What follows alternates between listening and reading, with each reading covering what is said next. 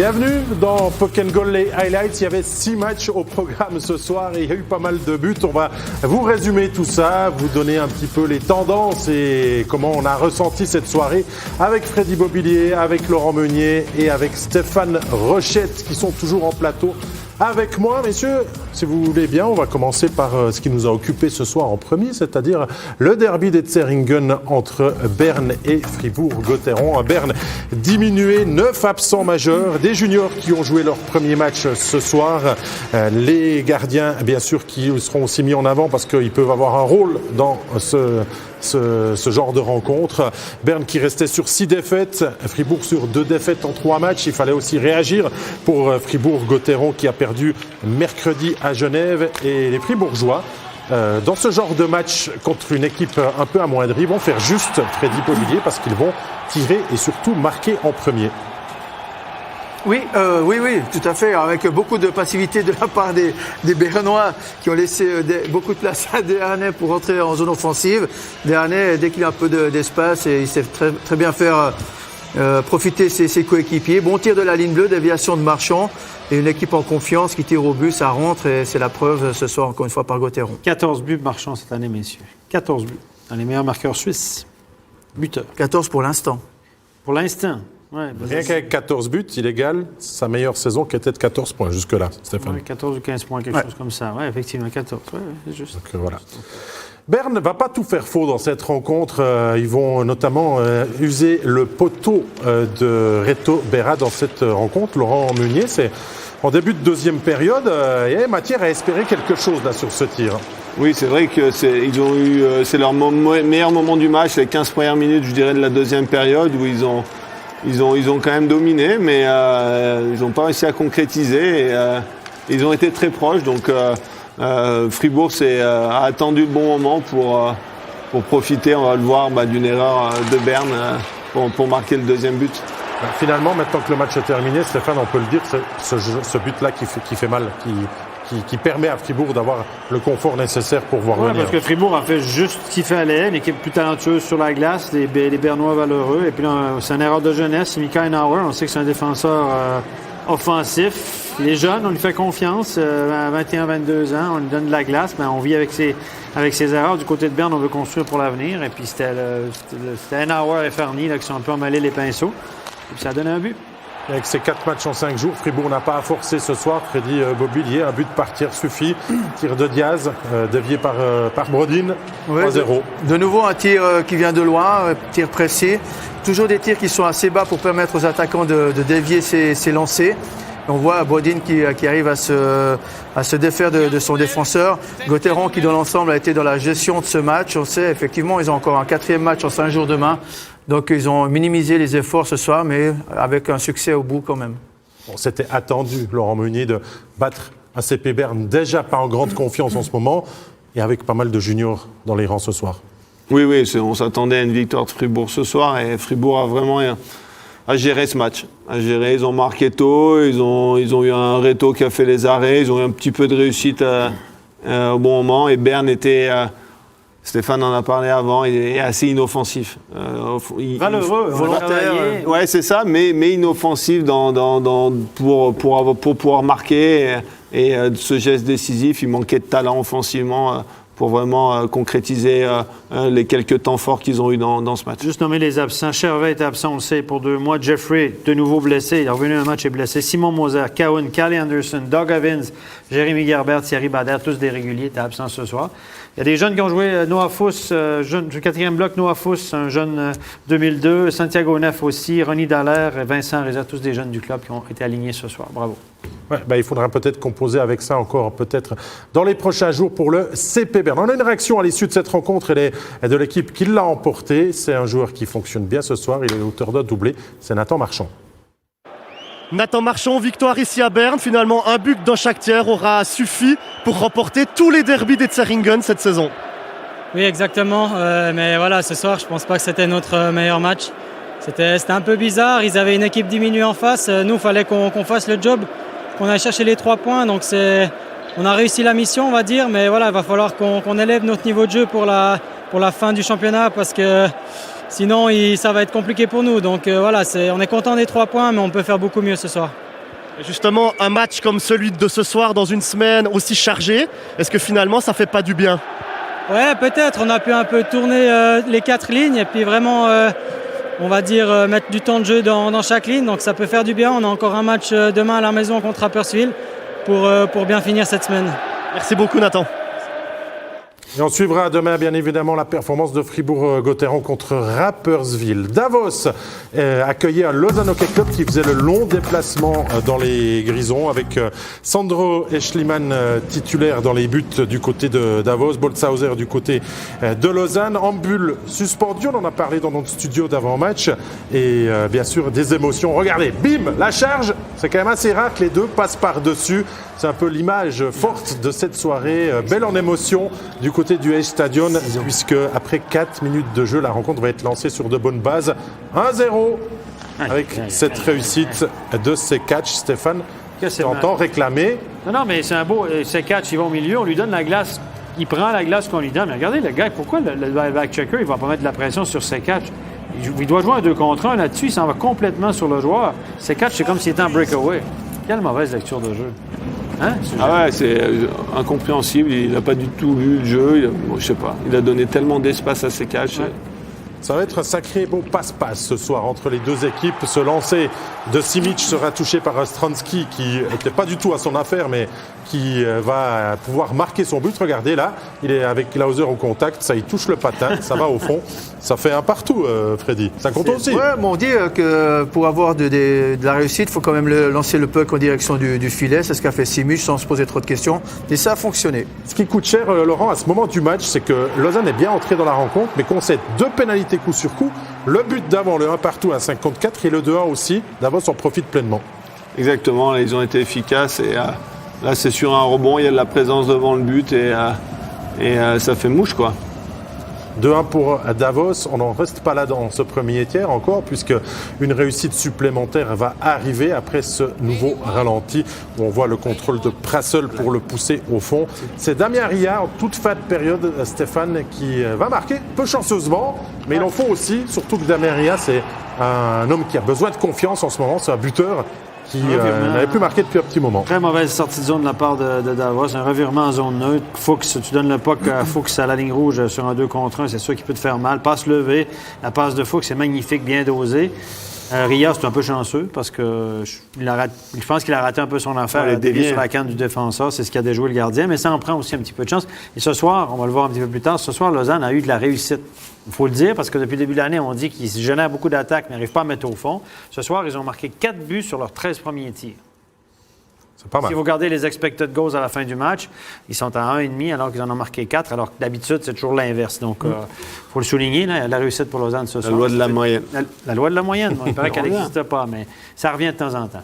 Mais avant de marquer ces 4 buts, Lausanne va encaisser le 3-2 en début de période intermédiaire avec la réussite d'Enzo Corvi. Tiens, un autre joueur là qui, après avoir été quelque peu absent, se rassure avec cette réussite où il ne tremble pas face au gardien du LHC, Laurent. Ouais, avec une belle sortie de zone, mais un gros trou. Avec une autoroute en plein milieu de la glace. Je ne sais pas si c'est un mauvais changement de la part de Lausanne pour avoir donné de tels espaces dans le centre de la glace. Et il le paye cash, en tout cas, sur cette action-là. Un autre but très étonnant. Parfois, il en faut aussi. On arrive au moment important, le moment charnière de cette rencontre. Davos pense avoir marqué le 4-2 dans cette 28e minute de jeu, au moment de la charge, justement. On va aller jusqu'au fond de son idée. Davos va pouvoir marquer, vous allez le découvrir. La séquence est un petit peu longue, mais voilà. On va coach challenger ça, Freddy, parce que avant la charge, le puck n'était pas encore rentré. On a bien fait du côté de Lausanne. Alors ça, c'était difficile pour le coach lausannois de s'en apercevoir puisque l'action se passe près du banc davosien. Donc c'est impossible de voir pour les gars qui sont sur le banc, effectivement, s'il y a hors-jeu ou pas. Donc il n'y a pas de réaction initiale des lausannois. Mais le coach qui a l'oreillette dans les gradins a très bien joué son rôle. Il a demandé le coach challenge et ça a été vraiment le tournant du match pour Lausanne Hockey Club. Ce 4e but annulé pour Davos a relancé les actions du Lausanne Hockey Club. Quand je vais dans les patinoires pour commenter les matchs, je regarde souvent comment le staff travaille avec la vidéo. À chaque entrée de zone, systématiquement à chaque entrée de zone, s'il y a un doute ou quelque chose d'un peu serré, toi qu'ils reviennent tout de suite en arrière et laissent, avant que le jeu se continue, tout de suite ils reviennent en arrière puis ils disent OK, peut-être que s'il y a un but après, on pourrait challenger. Et là, je pense que c'était parce qu'on a un temps limite. On n'a pas beaucoup de temps. Pas beaucoup de temps. Ça va très vite. Les gars, ils sont très, très réactifs. Et puis, j'aime bien le vocabulaire. Là. Je vais noter. Les gars, ils ont coach challenger ça. Le nouveau verbe, coach tu l'approuves? challenge. Est-ce que tu l'approuves? Je coach challenge, tu coach challenge et le coach challenge. Pour une fois que c'est pas moi qui invente un mot. Bon, s'il est approuvé par Stéphane Rochette, il va être dans le dictionnaire l'année prochaine. On va l'utiliser, voilà. coach challenger ça. Ça, c'est la 28e minute de jeu. Il va falloir attendre la 42e pour voir Lausanne quand même revenir à hauteur sur un jeu très bien fait dès l'engagement. Laurent Meunier, engagement gagné, passe, Gernat qui tire et Sekac, il va de son doublé, le premier au passage sous le maillot lausannois pour lui. Il a de la réussite. Là, ils ont décidé de tout de suite shooter sur leur powerplay pour essayer de créer de danger. Et, ça leur a bien profité. Gernat qui met quand même un bon puck à la cage avec un gros rebond. Par contre, on voit vraiment que le rebond n'est pas du tout contrôlé par le gardien de Davos et ce qui engendre ce palais dans le slot et ce but de Sekac. On a vu le joli sourire de Sekac qui doit prendre plaisir. Il est pas mal en ce moment. Il prouve qu'il s'adapte peut-être un peu sur le tard à notre championnat. Dans la même minute, Freddy, c'est Lucas Frick qui va lui aussi d'un joli lancer pour mettre une deuxième fois dans ce match Lausanne aux commandes de cette rencontre, mais cette fois-ci pour de bon. Ouais, ça paraît un tir anodin, un tir du poignet, mais le contrôle est magnifique et il tire dans l'enchaînement, mais ce puck est légèrement dévié par le défenseur davosien qui s'est couché devant Frick, et puis ce puck qui vient finir dans la lucarne, et belle victoire lausannoise dans les Grisons. Ouais, c'est un succès qu'il n'avait plus acquis, Laurent Meunier, depuis 2019. C'est pas facile d'aller jouer pour eux à Davos. C'est un succès aussi qui va faire du bien, comment il s'est déroulé. Il y a eu un petit peu de chance, d'efficacité. Ouais. Et aussi, finalement, ce retournement, ce caractère qu'on a pu montrer pour aller chercher cette victoire. Non, justement, ça va leur faire du bien. Alors, peut-être pas la victoire la plus méritée de Lausanne sur l'année, mais ils ont eu pas mal de matchs où ils auraient mérité mieux. Et donc là, au moins, ils ont les 3 points. Ça leur fait du bien pour la confiance. Ils avaient gagné 3 matchs d'affilée. Là, ils gagnent ce soir. Donc, ils sont sur une bonne, dans l'ensemble, sur une bonne phase. Ils ont petit à petit des choses leurs joueurs, comme par exemple Priat, ils ont besoin de lui. C'est un de leurs top joueurs. Il a été un peu blessé. Donc, il revient. Ils ont besoin que Fuchs soit bon. Et il commence à être meilleur. Ils ont des joueurs comme Sekac qui se mettent à marquer. Donc, Lausanne, petit à petit, se met en place. Et on va voir s'ils continuent à bien progresser. Ils vont être intéressants aussi pour les playoffs. Oh, ça va être certainement très, très palpitant à voir. Ajoie recevait Zoug ce soir. Pas une mince affaire pour les Ajoulots de pouvoir accueillir le champion de Suisse en titre, entrée des joueurs, bien sûr, Gary Sheehan, sa cravate rose, tiens, c'est un petit clin d'œil, bien sûr, on se demandait d'où elle venait celle-là, la cravate. Ouais, même que moi, hein. Dan Tagnes dans un style plus, on va dire, sportif, du côté zougois. Mission pour Ajoie, éviter un 14e revers consécutif. Ça commence bien, Freddy, puisque dans les 30 premières secondes, Ajoie va être poussé d'un bon élan et DeVos va marquer. Première minute de jeu, Zoug est resté dans le vestiaire encore, c'est un long trajet pour arriver à Port-Rentruy, mais une belle action collective des Ajois qui est une belle finition là de DeVos et puis Ajoie démarre bien, mais après c'est sur la longueur que ça pêche un peu, quoi. Le problème c'est que le quart ils l'ont vite digéré les Zougois, Freddy, parce que ça va faire 1 minute 15 après le but de DeVos, il y aura l'égalisation de Tsender et c'est là que ça va commencer à devenir difficile dès ce moment, ce puck qui va sortir. Et de l'autre côté, là, on va amener ce puck sur Tsender devant le filet, qui a un temps d'avance, Laurent, sur son défenseur pour marquer. Oui, effectivement, avec de la passivité devant la cage, on voit, je pense que c'est Alain Birnbaum qui est en train de chercher son gars. Il le regarde d'un côté, non, il était de l'autre côté. Donc ça a été un peu vite pour lui et ça fait que Zoug revient vite dans le match. Stéphane, je garde exprès le 2-1 pour toi. Ça va générer 2 tirs sur les poteaux, un cafouillage, un joueur qui va tomber sur Tim Wolf, un coach challenge qui va être demandé par le HC Ajoie à l'issue de ce but marqué par Schlumpf au final, après ce beau Capharnaüm devant le gardien jurassien. Écoutez, dis-nous tout. Bon, évidemment, du côté d'Ajoie, on voulait une interférence sur le gardien. On a coach challengé une interférence sur le gardien. Et moi, je pense, et ce que je vois là, c'est que c'est vraiment le défenseur, le joueur à Joulot, qui pousse le joueur. Regardez à la gauche de votre écran, en haut, là, va apparaître, il y a un blanc qui va apparaître, suivi d'un noir. Regardez, il y a le blanc et il y a le noir qui le pousse. Je pense qu'effectivement, c'est une bonne décision. C'est le noir qui est responsable. Il pousse l'adversaire, pousse le joueur de Zoug contre son propre gardien. Je pense que c'est une bonne décision de ce que je vois là. Et Ajoie va encore concéder une réussite à la fin de ce premier tiers. Là, il y a trop de temps de retard, Freddy, pour pouvoir vraiment empêcher Zoug et notamment Herzog de donner le large à la formation de Suisse centrale. Ouais, là, Zoug est non seulement sorti du bus, mais ils ont appuyé sur leur accélérateur. Et puis là, c'est difficile de les contenir. Quand les passes arrivent sur la canne, la triangulation est bonne. Et puis Ajoie a au moins un temps de retard. Donc, c'est difficile dans ces conditions. Ouais, sur ce coup-là, Ajoie, ils sont allés 2 sur le porteur du palais, sans regarder ce qu'il y avait derrière. Donc, forcément, avec des joueurs qui ont un peu de talent, vite fait, ça crée des surnombres après de l'autre côté. Et c'est ce qui s'est passé. C'est ce qu'on disait un petit peu en avant-match. Il va falloir s'appuyer sur les leaders, sur les étrangers pour en faire renouer avec la victoire et éviter ce trop grand nombre d'erreurs, finalement, d'appréciation, de mauvais jugements sur la glace qui conduit avec le 4-1 ensuite, parce que Zoug, franchement, avait été battu, Stéphane, par Ajoie à la Bossard Arena. On avait certainement ça dans un coin de la tête du côté du coach Dan Tagnes. Aujourd'hui, on ne voulait pas que ça se répète. Non, évidemment, le Zoug va aussi mieux qu'en début de saison. Là. Il y a pas mal de trucs. Hoffman est revenu. Les trucs tombent en place aussi pour ces équipes-là qui ont du talent. Et là, le tir de Marchini à courte distance est sur le point d'engagement.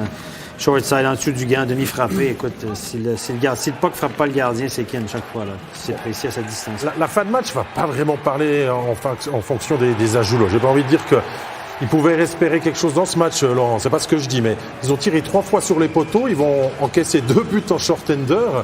Enfin, il y a tout qui se met contre eux. On a l'impression que c'est vraiment entre la différence de niveau et les erreurs, mais il y a aussi le manque de chance et on n'arrive pas peut-être à provoquer une fois un retournement de situation. Ouais, c'est vrai qu'on peut le voir comme ça. Après, moi, je pense qu'il y a une grosse différence de niveau. Là, on voit tout de suite la différence d'écart. Hein, dès qu'une équipe elle accélère un petit peu, tout de suite elle reprend de l'avance. Donc bon, ils font vraiment on voit qu'ils lâchent pas. Joie, c'est tout à leur mérite, mais il y a quand même vraiment une grosse différence de talent entre les équipes. On dit souvent ils font des erreurs, qu'ils devraient corriger leurs erreurs, mais ils faisaient souvent les mêmes erreurs en Swiss League, sauf qu'en Swiss League, tu payes pas cash chaque fois. Quand tu fais une erreur contre Ticino Rockets, une erreur contre la Chaux-de-Fonds, je m'excuse, tu fais la même erreur contre Zoug. Un peu plus compliqué. Là. Les joueurs sont plus habiles, sont meilleurs, ils profitent de chaque espace que tu lui donnes. Quand tu montes de niveau, tout se paye plus cash. Il n'y a pas de miracle. De Vos profite quand même de la soirée pour un doublé pour ses stats personnels, Freddy Bobillier. Il y a eu le but de Reto Schmutz aussi, qui avait lui aussi tiré sur le poteau pour le 2-4 qu'on a vu avant. Ouais, mais au-delà de ces statistiques personnelles, là, c'est vrai qu'ils reviennent à 3-5, ils y croient quand même encore toujours, c'est ce que dit Laurent. Ils ont eu le mérite d'y croire jusqu'au bout, mais tout d'un coup, on redonne des espaces, un mauvais back-checking, un peu de passivité, mais dans tous les gestes. J'ai l'impression qu'à chaque fin de match, ils y croient un petit bout, puis d'un coup, il y a la fatigue qui intervient. Là, on voit le défenseur, il y va, mais à moitié, il arrête de patiner, alors plutôt que d'aller vraiment jusqu'au bout de son effort. Et puis le back-checking au milieu, il manque 2 mètres, et c'est ce qui manque à Ajoie pour espérer remporter des matchs en ce moment. Défaite 6-3 au final, Laurent. Zoug, ça fait 5 victoires consécutives. On voit que ce que génère aussi le retour d'Hoffman redonne un petit peu de coffre à une équipe qui gagnait une victoire, une défaite avant. Et là, c'est reparti de plus belle. Il va falloir compter sur eux. Il va falloir compter sur eux, mais on le savait depuis le début, même si Hoffman n'était pas revenu. C'est une grosse cylindrée. Ils ont l'expérience, ils ont la confiance du titre qu'ils ont gagné l'an dernier aussi. Donc, mais avec Hoffman, ouais, ça va. Ça, tout de suite, ça les met un petit cran au-dessus encore. Hein. Au niveau des tirs au but, 28-26, on a l'habitude de voir Ajoie être complètement dominant. Ce qu'on a regardé du coin de l'œil, on n'a pas senti Ajoie dominer territorialement, assiéger carrément, comme on l'a vu contre Zurich. Donc, on va dire défaite honorable. Donc, la cravate n'a pas porté ses fruits. Je la reporterai prochain studio. La prochaine fois qu'on a à jouer en studio, je mettrai la cravate pour espérer créer le déclic. Espérons qu'il y aura le déclic d'ici là. Parce que parce que sinon, c'est pas tout de suite. Je crois que le prochain studio d'Ajoie est au mois de février, après les Jeux Olympiques. Donc, porte pas trop la guigne, Stéphane. Rapperswil-Genève, nouveau match à vous présenter. C'est un match spécial pour la famille Niffler ce soir, puisque les deux frangins sont dans les buts. Les deux frangins qui ont une histoire quand même particulière. Son gardien de Genève est prêté par Cloton et affronte son frère. Voilà de quoi mettre pas mal de fierté dans la famille. C'est un match de gardien finalement que ce Rappi Genève. Il y aura du très très bon jeu dans la première période. Et c'est Genève, Freddy Bobillier qui va ouvrir le score. Josh Joris, Tom Ernest et Winnick s'associent. On aurait presque pu mettre encore Phil Poula dans le lot. C'est le défenseur saint-gallois qui provoque l'ouverture du score. Exactement. Genève qui met beaucoup de trafic là, devant le filet. On voit les trois attaquants qui sont devant Niffeler. Le jeu se raccourcit et puis ça pioche et c'est Joris effectivement qui s'en sort à son avantage avec déviation du défenseur saint-gallois juste devant Phil Poula pour l'ouverture du score genevoise. Les réponses du tac au tac justement de la formation de Stéphane Edlund avec ce lancer de Juzé. Stéphane qui transperce tout le monde pour le 1 partout. Oui, l'importance des engagements. À chaque soir au studio, on regarde des buts. Il y a des buts qui sont consécutifs à des engagements gagnés en zone d'attaque. Il y a un échange de puck défenseur-défenseur où le défenseur prend le centre de la glace. Il met un muffin, un tir poignet, souvent pour une déviation dans la circulation. Et le puck change de direction. C'est très, très difficile pour les gardiens de maîtriser ça. Un partout après 20 minutes. Après, on va arriver jusqu'à la fin de la seconde période avec la blessure de Marco Maurer qui va repousser un tir adverse, là, le tir de Igor Jelovac, il me semble, qui va mettre au sol le joueur qui s'est tenu la jambe Intérieur en du sortant, genou. qui n'a pas rejoué. C'est un solide gaillard, Maurer, pour qu'il sorte comme ça. Je pense que les protections n'ont pas fait leur effet. Il était légèrement tourné suite au lancer. Il a pris à l'arrière du genou. Si on prend un shoot comme ça dans le mollet, ça va. Il y a assez de viande pour amortir. Mais autour du genou, de l'articulation, c'est beaucoup plus douloureux. Un ancien Genevois, Laurent Meunier, pas loin de marquer pour Rapperswil, c'est Jérémy Vick. Oui, avec Philippe Poula qui avait, on va dire... Emmêler les pinceaux. Oui, c'était emmêler les pinceaux et ils ont failli en profiter avec Vick qui a tiré sur le poteau, j'ai l'impression. Ouais, sur la latte, donc dommage pour Rapperswil parce que ça aurait été une belle occasion de prendre l'avantage. Il n'y aura pas de but au terme des 60 minutes disputées dans une rencontre finalement peu évidente entre deux équipes qui fonctionnent bien cette saison. Rapperswil est tout en haut et Genève a lancé sa remontada et sa mission play-off. On sépare ça finalement dans la séance de tir au but. Vous êtes d'accord? Regardez, ça va donner la dernière réussite de cette série à Zach Mitchell qui va tromper la vigilance de Niffler pour donner la victoire au Saint-Gallois, Stéphane. Mais Genève prend un bon point quand même. On peut dire ça? Un bon point. Genève fait des points tous les matchs quasiment. Donc une défaite honorable, je dirais, sur la route. Eux aussi, Genève joue encore demain. Ça va faire que c'était le 3e match en 4 soirs, 4e en 5 demain, avec le déplacement aussi. Fribourg a de la chance, c'est seulement... Fribourg a fait aussi le même nombre de matchs, mais il joue à Berne, donc on va être à la maison beaucoup plus tôt. Et c'est pas une mauvaise défaite quand même pour Genève. Un match, des duels de gardiens, les deux frères Niffler, du beau duel de gardiens. Ça s'est joué à peu de choses, mais je ne pense pas que ça va ébranler la confiance de cette équipe-là actuellement. Non, parce que ça fait 10 victoires en 12 matchs pour Genève Servette. Donc on a pris des points encore par là et on continue de mettre la pression peut-être sur Davos, comme on l'a vu avant, qui perd, qui n'arrive pas à réagir, Laurent. Et effectivement. Ça peut donner quelque chose pour cette 6e place très intéressant. Il y a encore un bon écart, mais ça se rapproche et c'est vraiment deux dynamiques vraiment opposées entre... Genève qui engrange les points et Davos qui n'arrive plus à gagner. Donc, fait qu'en bulle soit... il y a encore un match de suspension, mais c'est dur pour Davos. Ils avaient connu une période de grâce pendant presque un mois et demi où ils gagnaient tout, mais là, ça a changé. C'est bon pour le spectacle, ça nous fait des trucs à dire après.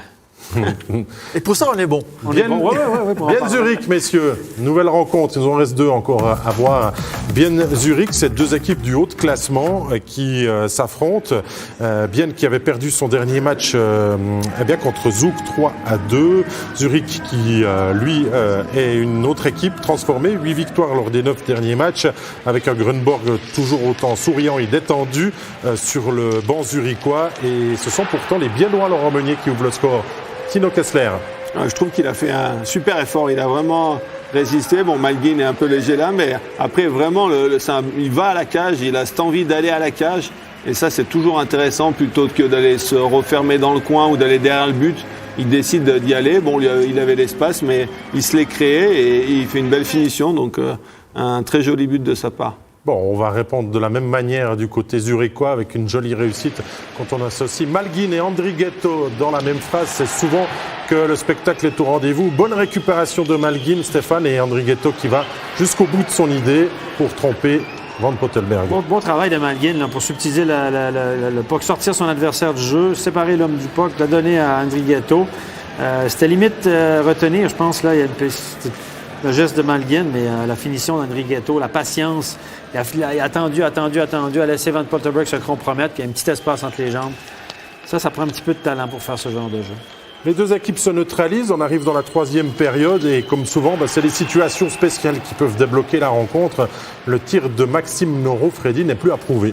Non, là, il démontre toute l'efficacité de son tir instantané à la ligne bleue. Il est un peu plus près que la ligne bleue, mais là, ça laisse pas beaucoup de chance à Van Pottelberg.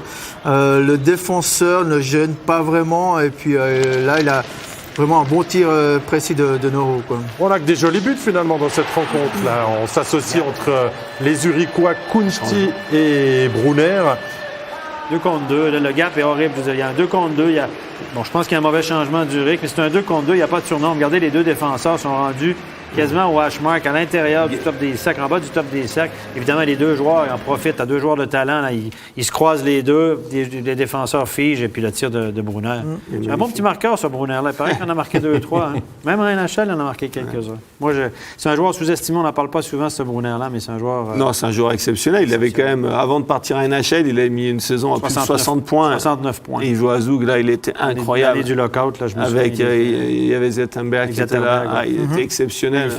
Il marchait sur l'eau et il a ouvert les était portes de parti. NHL, Et même la première année à Détroit. Hein, il y a plus de 20 buts, une saison de plus de 20 buts. La première année en NHL.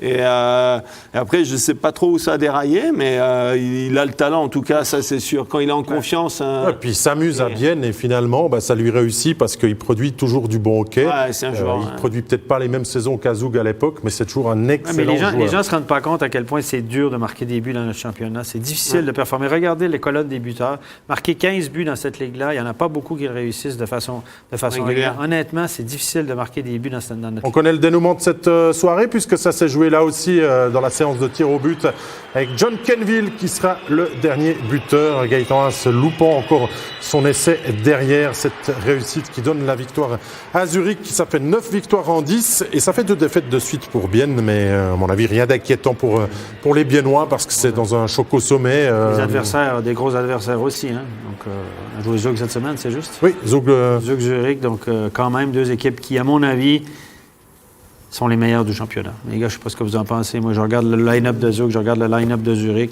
Je me dis, ça reste, ils sont pas en temps, ça reste les meilleurs, les plus grosses cylindrées de notre championnat. Sur le papier. Sur le papier. Mais nous, évidemment, on parle du papier, nous, évidemment. Non, mais après, c'est vrai que Fribourg est la plus constante, est plus constante cette année, mais sur le papier, c'est vrai que... Fribourg fait une excellente saison, tire le max, avec le potentiel de Fribourg, il tire le maximum. Les étoiles sont alignées, tout va bien. Berra est excellent, tu l'as dit. Mais je dirais que sur la longueur, ces 2 éclats, on voit Zurich là, qui titubait avant Noël, on parlait qu'on peut peut-être virer Grunberg. Là, c'est une machine qui s'est... La discussion a changé. Dernier match Langnau contre Ambri Piotta, des Levantins qui ont absolument besoin de cette victoire face à une équipe de Langnau qui n'est plus que l'ombre de lui-même, qui joue qu'avec un seul étranger. D'ailleurs, ce soir, pour l'entraîneur Yves Sarrault, pas facile cette reprise en main du club. Ça va très très bien se passer pour les Levantins.